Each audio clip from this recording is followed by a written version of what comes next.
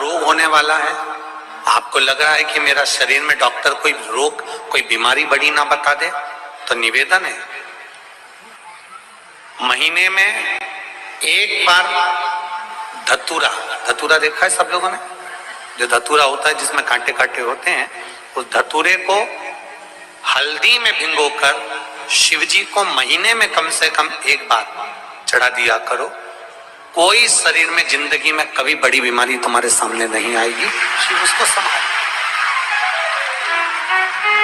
धतूरा भगवान शंकर को चढ़ाने से रोग की समाप्ति होती है।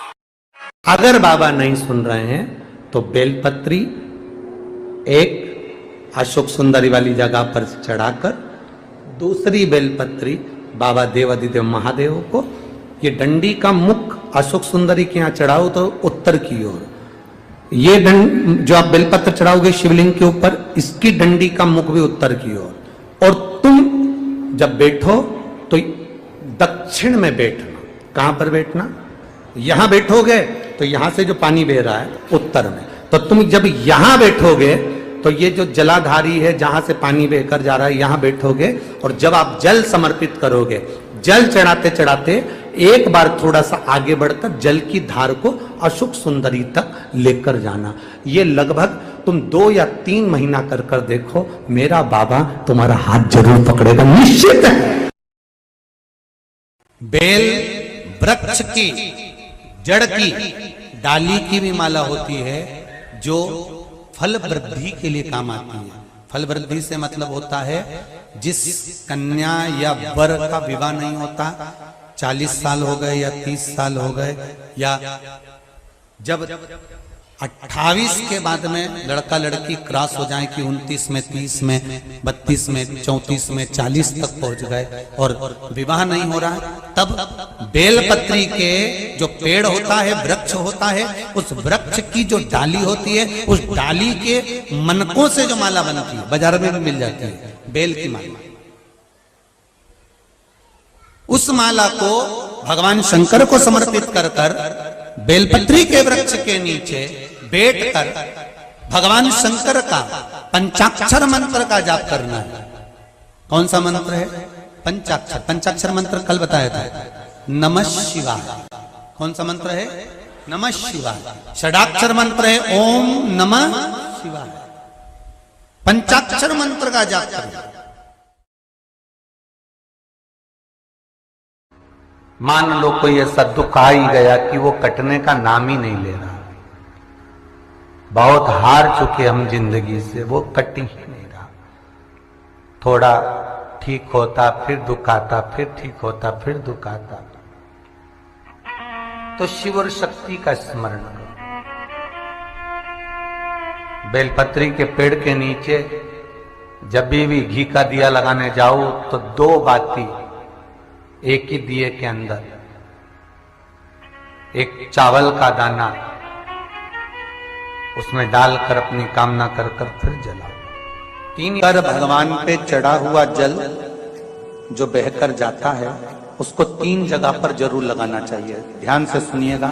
9 ग्रह जो शरीर पर राहु, केतु, मंगल, बुध, शनि परेशान करते हैं, उसकी समाप्ति के लिए शिव पर चढ़ा हुआ जल नैनों पर, कंठ पर, मस्तिष्क पर, 3 जगह पर, जिसके प्रतिदिन शिव पर चढ़ा हुआ जल लगता है उसको कभी 9 ग्रह परेशान नहीं कर सकते। शंकर की कृपा बरसती है, शंकर की करुणा बरसती है, उस जल का तेज। आपका कोई काम उलझ रहा है, आपका कोई काम ऐसा है जो बहुत दिन से उलझा हुआ है, चाहे वो कोर्ट कचहरी का हो, चाहे वो किसी से जुड़ा हुआ हो, और वो नहीं हो रहा, तो स्कंद पुराण कहती है, हमारे खंड में भी वर्णन है शिव महापुराण, कि किसी भी नवमी को आप आंवले के पेड़ के नीचे घी का दिया लगाकर, मौली मतलब हाथ में जो नाड़ा बांधते हैं, लच्छा, मौली, लच्छा, नाड़ा, हाथ में बांधने वाला पूजन वाला धागा लाल, घी का दिया लगाकर 5 परिक्रमा आंवले के वृक्ष की कर लीजिए और परिक्रमा कर कर धागे को वहीं पर छोड़कर थोड़ा सा धागा और अलग से लेकर किसी टहनी पर उसको कामना कर कर बांध दीजिए।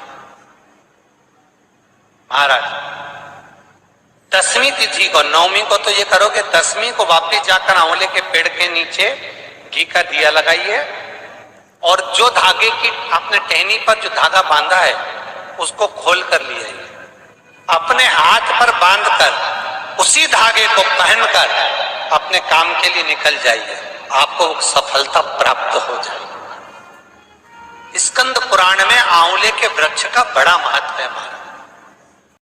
कि जैसे अष्टमी तिथि या नौमी तिथि किसी भी महीने की, चाहे शुक्ल पक्ष की हो चाहे कृष्ण पक्ष की हो, अष्टमी और नौमी तिथि ये 2 तिथियां ऐसी हैं, मान लो तुम्हारा पैसा तुमने किसी को दिया 5 लाख 4 लाख 3 लाख 10 लाख 8 लाख 2 लाख 50,000 25,000 20,000 40,000 और वो पैसा नहीं दे रहा आपको, आप हार गए कह के कर, फोन लगा कर भैया दे दे रहे, परेशानी है, दे दे रहे भैया, हम तो परेशान हो गए, और हार गए, नहीं मिल रहा, बहुत परेशान।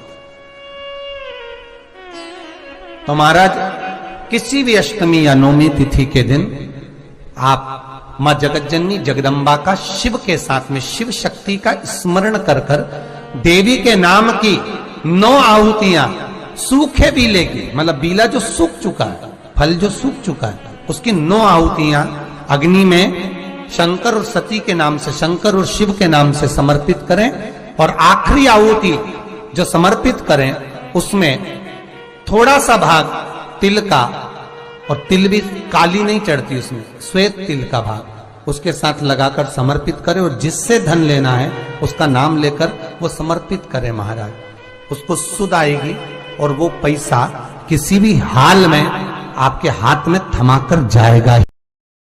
श्री शिवाय नमस्तुभ्यम हर हर महादेव। साथियों, भाइयों बहनों, आशा करती हूँ सब लोगों को हमारे गुरुदेव जी की कथा बहुत पसंद आई होगी और उन्होंने अपनी कथा के माध्यम से बहुत ही अच्छे अच्छे उपाय बताए हैं। उन्होंने अपना एक उपाय ये बताया है कि जिस भी व्यक्ति को बहुत ज़्यादा तकलीफ हो, बीमार हो और रोग कष्ट दूर होने का नाम ही नहीं ले रहा हो, तो उन्होंने एक अच्छा उपाय यह बताया है कि जो धतूरा होता है, धतूरा को हल्दी में भिगो के शिवलिंग के ऊपर चढ़ाना है। और दूसरा उपाय ये बताया उन्होंने अपनी कथा में कि अगर आपका पैसा किसी व्यक्ति के, किसी दूसरे के पास है, वो देने का नाम ही नहीं ले रहा है, आप कितनी भी बार फ़ोन लगा चुके हो लेकिन वो आपका पैसा नहीं दे रहा है, तो इस समस्या को दूर करने के लिए गुरुदेव जी ने एक बहुत ही अच्छा उपाय बताया है। उन्होंने बताया है कि जो बेल आता है, बेल फल, बेलपत्री के पेड़ पर ही बेल के फल लगे रहते हैं, तो उसको सुखाकर उसकी आहुति देना है हमें। जो सफ़ेद तिल होती है, सफ़ेद तिल और बेलपत्र की फल की आहुति देना है। और ये उपाय हमें करना है किसी भी महीने की अष्टमी को करना है या नवमी को करना है। तो इस उपाय से आपका जो रुका हुआ पैसा है, जो अटका हुआ पैसा, धन दौलत है, वो आपको जल्दी से वापस मिलेगा। और इसी तरह के और भी अन्य उपाय बताए हैं। तो आशा करती हूँ कि आप लोगों को वीडियो पसंद आया होगा। वीडियो पसंद आता है तो वीडियो को लाइक करना, शेयर करना, सब्सक्राइब करना। श्री शिवाय नमस्तुभ्यम हर हर महादेव।